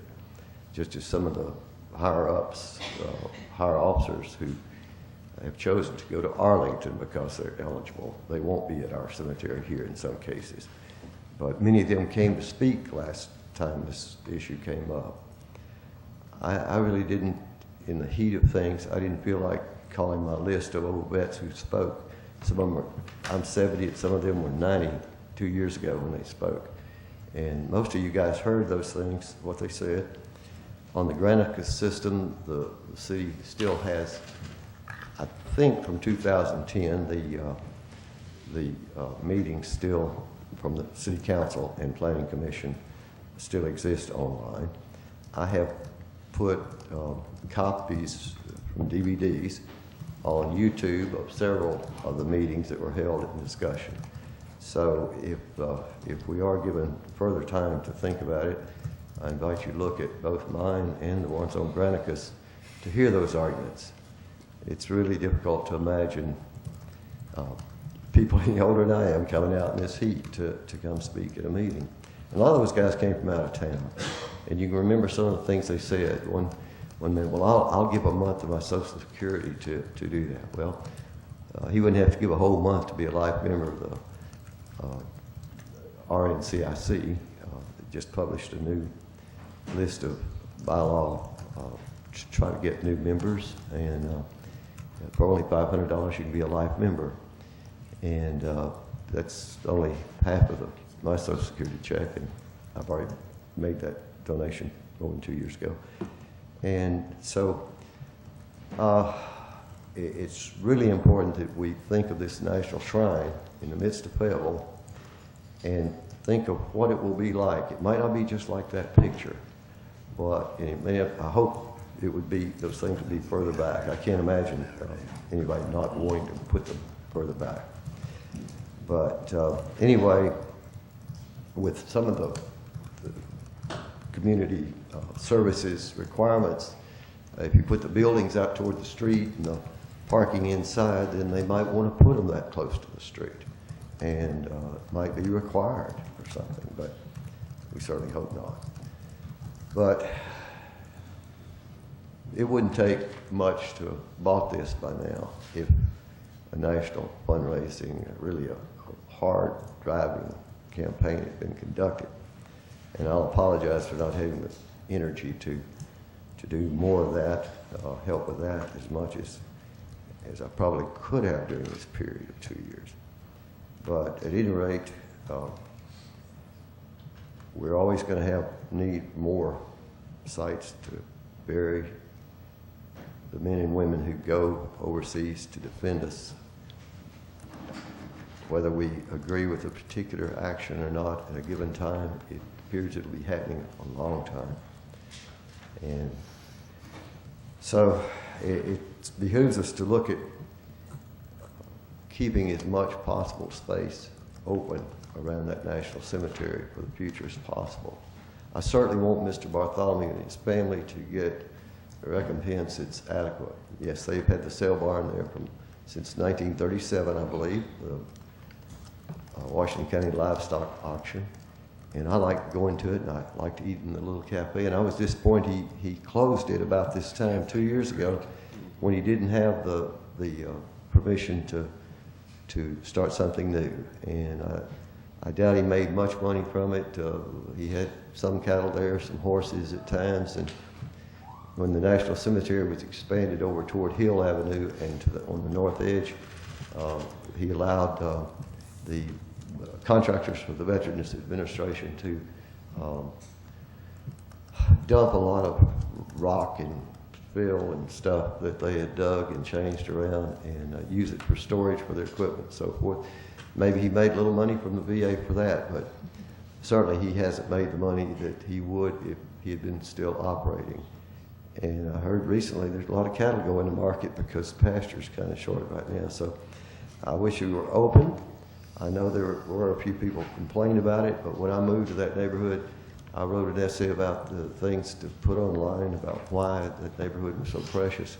And the sale barn and the National Cemetery were both important. I jokingly said, I believe some of you were at the meeting where I said something about that part of town should be sort of maintained for its agricultural heritage. And we had a piece of that agricultural heritage torn down in the past year or so, and they did a good job. It was very difficult to wreck it. If you remember, they were out there bang, bang, banging for a long time to tear down that very sturdy building. And that was a grain elevator previously. So anyway, it is changing. But some of the things that we change, our nostalgia never goes away, and other people look at a picture of it and say, well, why is that gone?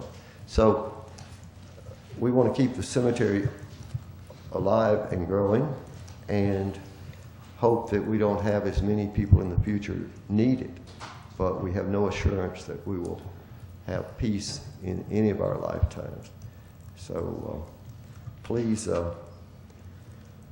consider whatever you decide about the rezoning, to ask the staff when this becomes a matter of right for certain things to be built, that they do constantly think about what it will do to the National Cemetery as well as to the neighbors who live south of there where traffic easily could be overwhelming, and to the watershed of two streams.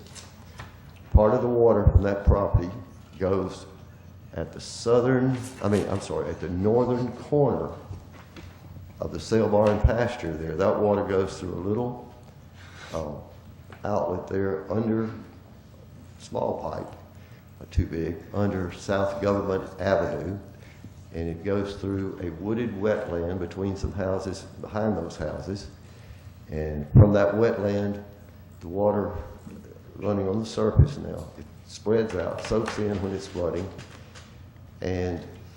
but as it gets down to the center of the new ground of the cemetery, it enters a pipe down there. And then it comes out, guess where? The place I've talked about the most over the last decade from our neighborhood, the Town Branch neighborhood. The culvert under 11th Street that streets are east-west in Fayetteville and north-south avenues in Fayetteville, opposite in Springfield. But anyway, the water from part of the sale barn goes to 11th Avenue, 11th Street, comes out right below that bridge, or low water bridge, it seems most of the time now, and heads downstream toward Lee Kinberg's house, Mr. Sullen's house, and all the other houses that are very low and near the stream, and either got water in them or almost did, that close to getting in there several times this spring. It used to be a rare thing for the water to flow over 11th Street. It happened many times. Sometimes within 24 hours it would be up and over it, rain would subside, be back up. Police and transportation officers would be there trying to block traffic and keep people from getting swept away when they crossed. So I just hope these things are in the minds of whoever builds anything there, if it's something other than more space for the veterans. Thank you. Thank you, Albert. Who else?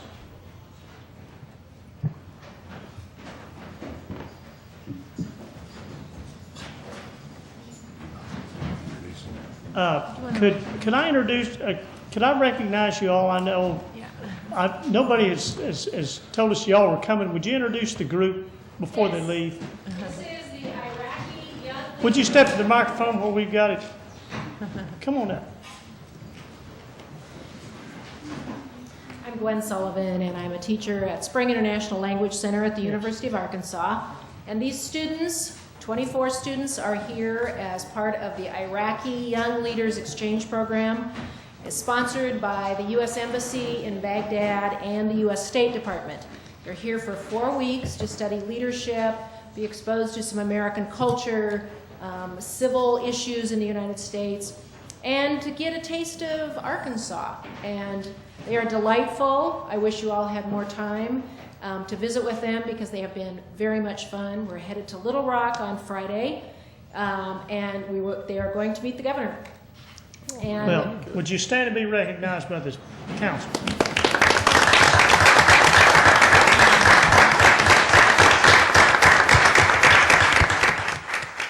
And Gwen, if you would like to set up an appointment with the mayor's office, we will. I think we have already. And okay, good. Looking forward to that. Thank you very much. Thank you. Thank you.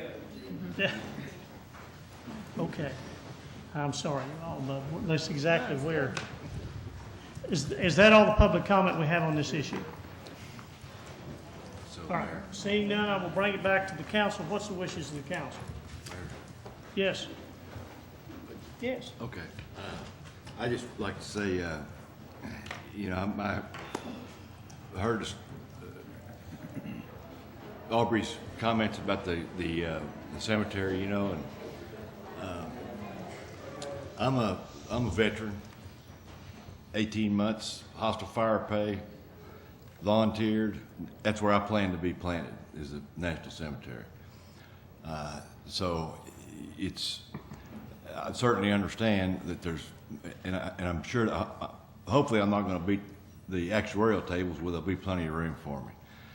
I think Mr. Bartholomew has been very flexible. If you look at the amount of time we went through before on this, and then we have come back through, not only have they got additional property in order to be able to have more egress out of there, and brought it back through planning. I just think that it's time that we move forward with this. It's been 1909, I believe is what you said, wasn't it, Jeremy? I mean, 2009? 2009. 2 Not years. 12 years, 2 years. Yeah, I don't know. Sometimes, Mayor, I sit here. You just missed it 100 years, that's all. It just seemed that long. Aubrey does it too, but he gets my clock off. But anyway, with that, I would move that we suspend the rules and go to second reading. So moved.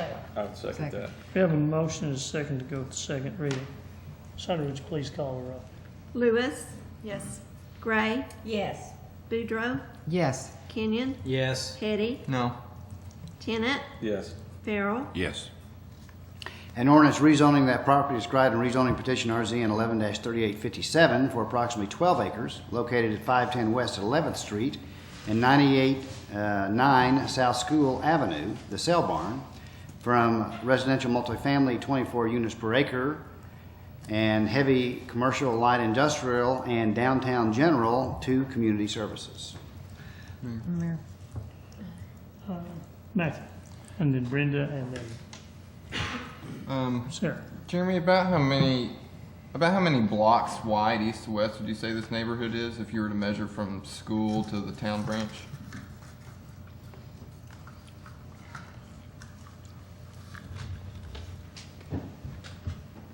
I know that some of the streets are run on diagonals there, so it might be. East-west, you said? Mm-hmm. It's probably, I mean, a block and a half east-west. That's how many streets are there running north to south if you count from east to west? From where to where? From school to the town branch? Three, basically, except for, I guess if you counted the extension out to South School, that'd be the fourth one on the east side. I just want to take a second and kind of explain what my philosophy is on this decision. I already know that I'm going to support the request of the Bartholomew's. And the reason is because whenever I look at these zoning considerations and what the options we have, neighborhood conservation and community services and neighborhood services, and last time we looked at this downtown general, I think that what we need to try to do, and I talked about this a lot last time, is try to create an appropriate transition from the heavy commercial activity and heavy traffic of school and of MLK into the calm neighborhood core that already exists there. And whenever I look at this in a general sense, if I look at any neighborhood that's in a similar situation, I think that neighborhood conservation is appropriate for the center of that neighborhood to protect the center of it and preserve that calmness. But when you look at a property like this, which is all within the first, I guess I called it the block, but it's all within that first street. It's not even one street into this neighborhood. I think that's where this transition needs to happen, from that heavy commercial activity to that neighborhood core. And community services, I think, is the right zoning for that. And there are there are some significant differences between this request and what happened last time, namely that there's a school connection. I know that some of the council members had a big concern that all the traffic was going to be on West last time. And while this won't eliminate all that traffic, I think it's going to do a good job of alleviating a significant portion of that. So I hope the council can support the request. I think it's the right zoning considering the location relative to the rest of the neighborhood.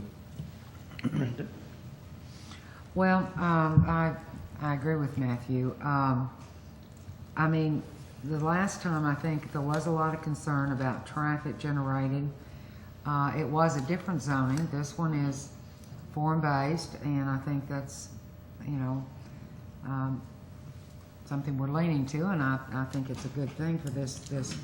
It is a good transition zone. We've done this recently, transitioning from, and of course, we're transitioning from multifamily to between multifamily and commercial. So I know there's a lot of concerns about what's going to go there, but that's not what we're doing here. And this time I will support it. Okay, Sarah. I have a question, and I've been looking at my Google Earth here trying to understand. So there's Brick House Kitchen here just north of 11th Street. Is the property, and this might be for Justin, what's the additional property that was purchased? So Brickhouse Kitchen is there north of 11th. Then the old Greyhound Depot building is the next building. It's the next property. It's kind of a larger parcel there. You can see in Google Earth. I wish I had it on the screen. I'll try to do that next time. But there's a small building there. Used to be a used car dealership for a while. It's been a number of different uses, but it's that property really. All the way up to the next development that you see in the aerial photographs, which if I remember right, it's an electrical supply store or something of that nature. Mechanical shop. The next one is? It's a mechanical shop. Mechanical shop, that's correct, yes. So the mechanical shop stays, but the would stay. That's correct. That's Okay. a different parcel. That's too It's far a north. 1 acre parcel. Okay. I was going to say it looks like a used car lot, but now I think it's an insurance, an And insurance it's, concept. okay. I would also like to say, and I definitely remember the conversations and a lot of people here that were really concerned about the integrity of the National Cemetery and the neighborhood. And I remember at the time, Jeremy, well, never mind, I figured it out. I remember the time that we wanted something that was more transitional. And this, That's right. this seems like it satisfies that, in addition to this outlet onto School Avenue.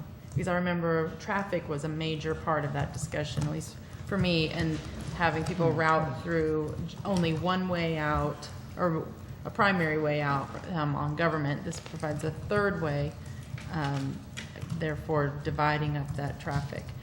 The other thing that I really want to put on the record is that I think this is an ideal location for a full suite low impact development design that you could, because you have already the riparian zone and buffer, you have a large development that you haven't started planning yet. It has a lot of space that could be dense in some areas with areas where infiltration could go in, that could act as a demonstration site. And I really hope, and I know Justin, you've read some of those materials, so I hope that will be a consideration in the development of this before ever moving forward, because it has to be part of the consideration before going to the design. So I really hope, I know I can't force it, but I'm going to plug that I hope that that's a consideration, because I think the location, the drainage, the flow goes off in multiple directions, so there are many options on catching water in different areas before it reaches the stream and getting it to infiltrate. And yeah, so, and I know that neighborhood would support it as well. Alderman Fair. Mayor, I would move we suspend the rules and go to third and final reading. Second. Okay, we have a motion and a second to go to the third and final reading. Sandra, would you call the roll? Lewis, Yes. Gray, Yes. Boudreaux, Yes. Kenyon, Yes. Petty, No. Tennant, Yes. Farrell. Yes.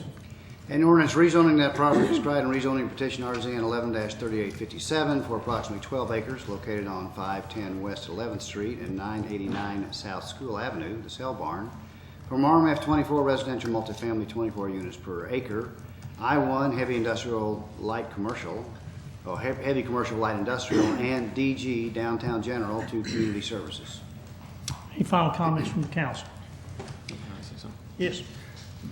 In thinking about the landowner here, when you own property in this city, there are a lot of responsibilities that come with that. Taxes, upkeep, things you can put on it, things you can't put on it, things like that.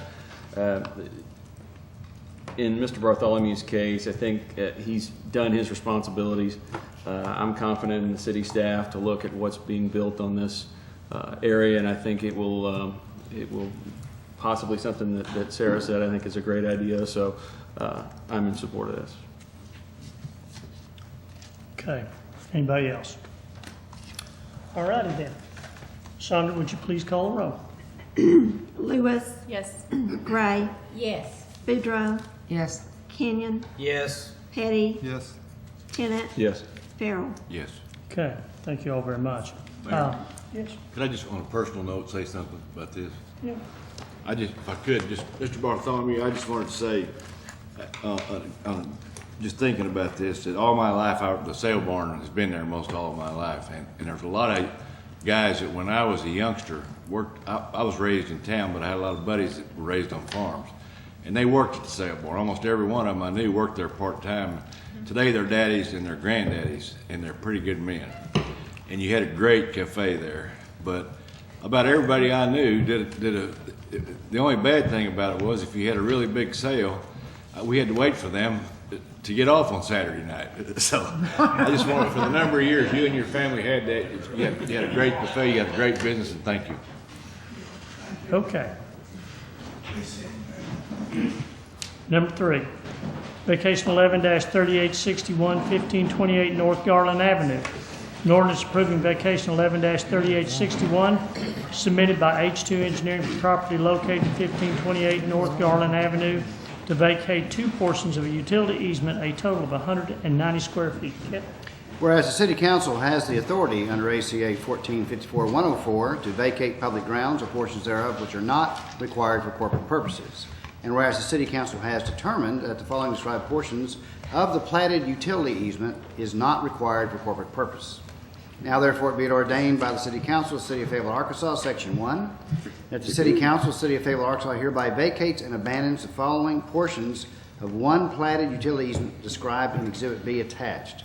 Section 2, that a copy of this ordinance duly certified by the City Clerk, along with the map attached and labeled Exhibit A, shall be filed in the office of Recorder of the County and recorded in the deed records of the county. Section 3, this vacation approval is subject to the condition of approval and shall not be in effect until the condition is met. Any relocation of existing utilities shall be at the owner-developer's expense. Chairman. In 2009, a site improvement plan was approved for this particular site for 2 multifamily structures with 11 dwelling units. We issued a building permit in August and construction began. During the construction, however, kind of right in the middle of it, the property was foreclosed upon and all work on the site ceased. It's actually sat there for quite a few months. It left a majority of the infrastructure to be installed. The primary buildings were installed, but no parking, no water, sewer, all those types of infrastructure have yet to be installed. Interior of the buildings have also not been completed. As of recently, the property was purchased from the bank by a property owner, or by the current property owner, and a new survey of the property showed that there is an interior utility easement for a line extension that will only serve this particular property that had a utility easement encroachment upon. We reviewed that, passed it through our water and sewer division, who actually, it's what the utility is that would serve this building. It's actually a larger utility easement. It's a 30-foot easement, and they had no problems with vacating a portion of that. The building does not have a final certificate of occupancy, and we will not issue one unless this is approved. And so that is one of the things that they're waiting on. So we are recommending it in favor, as did the Planning Commission, with a vote of 6-0. Questions from the council? Is there any public comment on this? Seeing none, I'll bring it back to the council. We'll go around. Yes, indeed. We're so dry. What, That's a good I point. move that we go to the second reading. Second. we have a motion and a second to go to the second reading. Sandra, would you please call the roll? Lewis, Yes. Gray, Yes. Boudreaux, Yes. Kenyon, Yes. Petty, Tennant, Yes. Farrell, Yes. An ordinance approving VAC 11-3861 submitted by H2 Engineering for property located at 1528 North Garland Avenue to vacate 2 portions of a utility easement, a total of 190 square feet. Okay. Suspend the rules and move to suspend the rules and go to third and final reading. Second. We have a motion and a second to go to the third and final reading. Sandra, would you please call the roll? Lewis, Yes. Gray, Yes. Boudreaux, Yes. Kenyon, Yes. Petty, Yes. Tennant, Yes. Farrell, Yes. An ordinance approving VAC 11-3861 submitted by H2 Engineering for property located at 1528 North Garland Avenue to vacate 2 portions of a utility easement, a total of 190 square feet. Any final comments from the council on this? Sandra, would you please call the roll? Lewis, Yes. Gray, Yes. Boudreaux, Yes. Kenyon, Yes. Petty, Yes. Tennant, Yes. Farrell, Yes. Okay, number 4, amend 163.13 wireless communication facilities. An ordinance to amend 163.13 wireless communication facilities of the Unified Development Code to add an exemption necessary for adequate emergency service communications. Kit? Whereas normal cell towers must be limited to a maximum of 150 feet, which would include any antenna attached to the top of the tower, and whereas because of unusual topography, an emergency services antenna for the existing 140-foot cell tower at 3450 North Hemlock for the Mud Creek Valley area south of the Northwest Arkansas Mall would need to extend to about 155 feet to provide vital, full radio coverage for our emergency responders. And whereas this cell tower, which was constructed to resemble a flagpole with internal antennas only, to be less intrusive, should also be allowed to have a necessary microwave dish antenna, which is about 4 feet in width, installed to ensure proper communication with 911 dispatch and the Arkansas Emergency Services radio network. Now therefore be it ordained by the City Council of the City of Fayetteville, Arkansas, Section 1, that the City Council of the City of Fayetteville, Arkansas hereby amend Section 163.13 wireless communication facilities of the Unified Development Code to add an exemption necessary for adequate emergency service communications by enacting a new subsection 5 to subsection E exemptions as shown below. Subsection 5, emergency services pole antennas and microwave dish antennas. Subsection A, mayoral determination.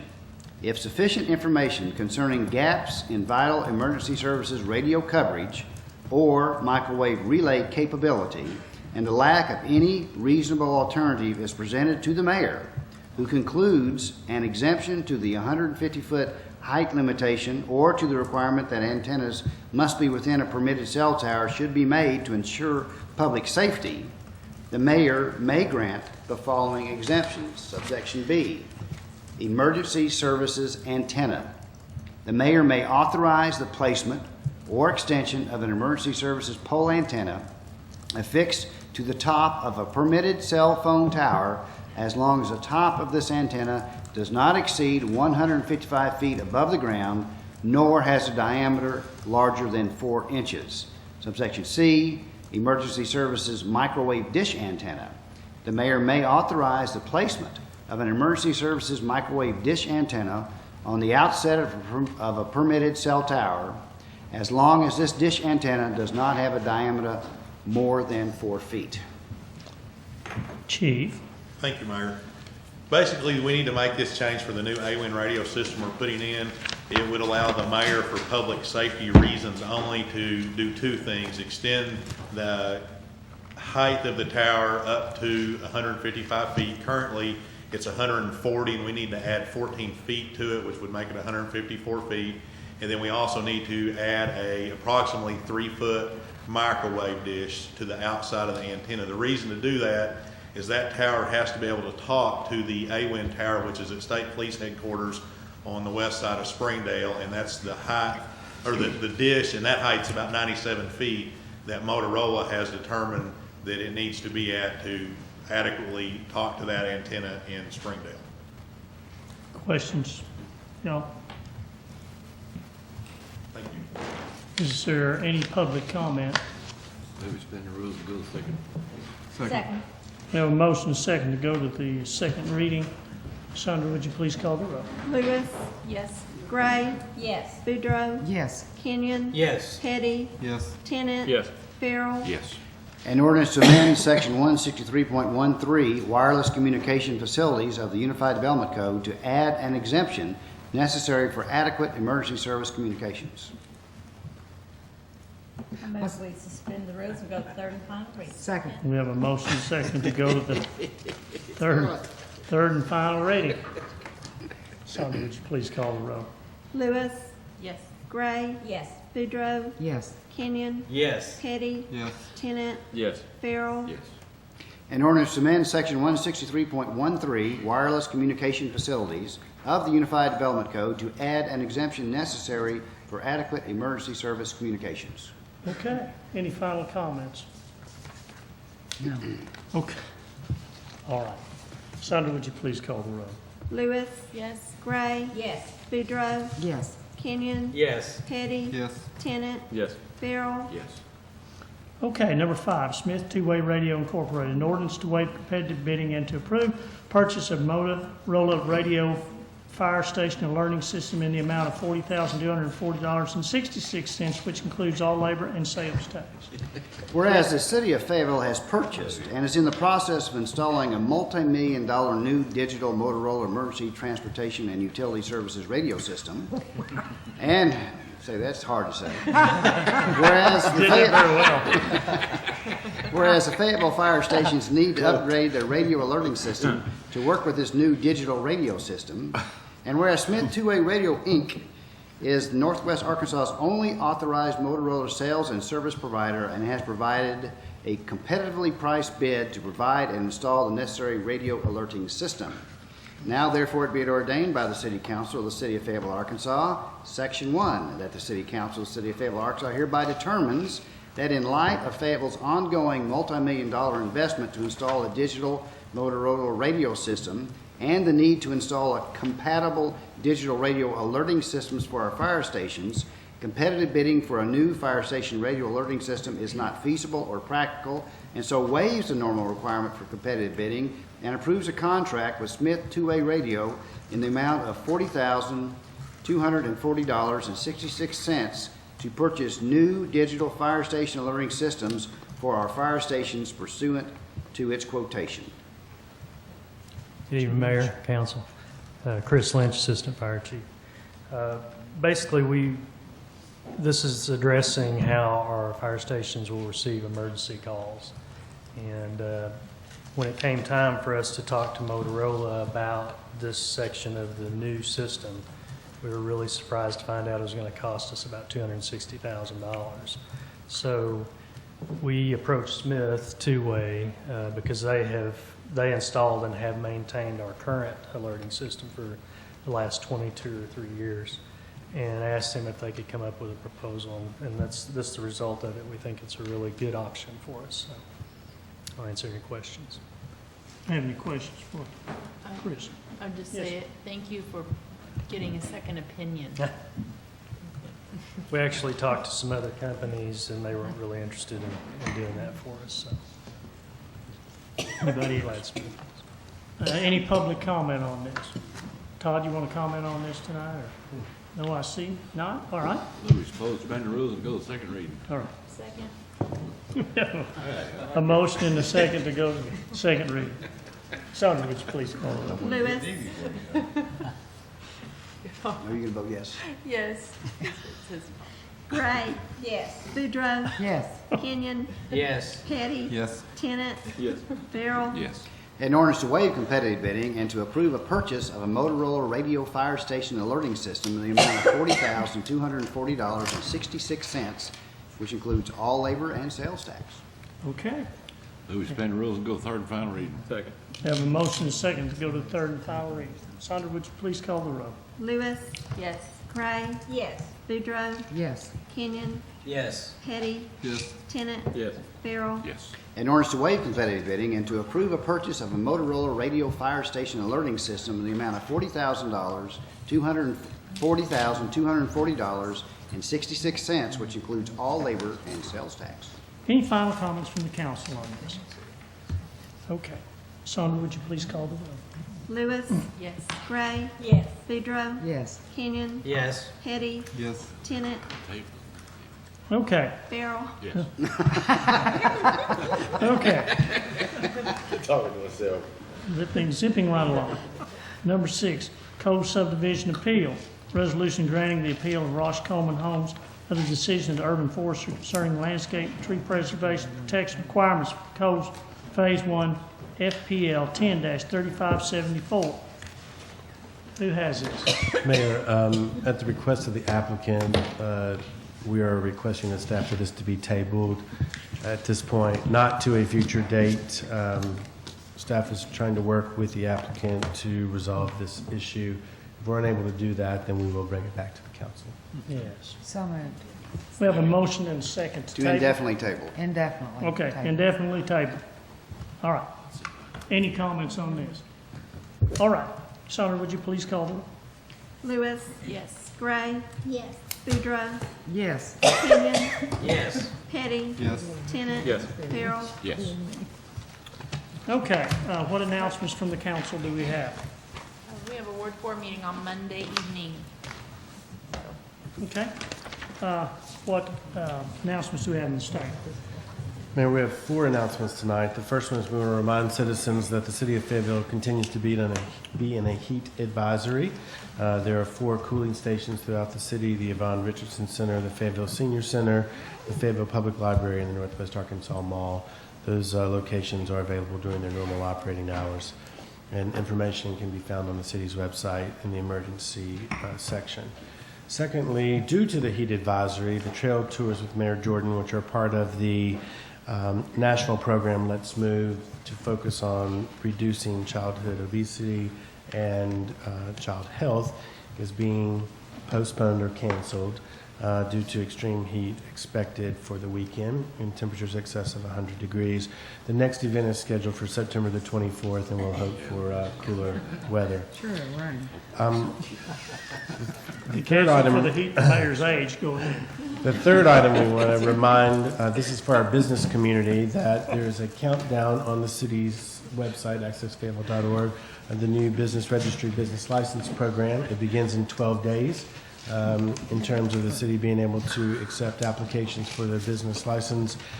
If you go to click on that countdown, it'll take you to the section that has all the frequently asked questions, application form, online enrollment, etc. That's available, and you can enroll your business. Enrollments begin August the 1st and run through October the 31st. So we encourage businesses to begin to look for that. And then the last announcement is we want to remind citizens that August the 6th and 7th is a sales tax holiday for the purchase of clothing, clothing accessories and equipment, school supplies, school art supplies, and school instructional materials passed by the state legislature, waiving all state and local taxes on Saturday, August the 6th, and Sunday, August the 7th. There are some requirements on that. You can find the information specifically on the arkansas.gov / the Department of Finance Administration. For instance, clothing is $100 item maximum. Clothing accessories are a $50 item maximum. Individual items over those amounts are subject to full sales tax, both state and local. But you don't have to drive to Oklahoma. You don't have to drive to other states. Come shop in Fayetteville, find it in Fayetteville, and we'll get your sales tax when you have lunch. So we'll remind citizens about that shopping opportunity. When you park, anyway. Thank you. Anything else? Thank you all very much. Good night's work. We're adjourned. Sure.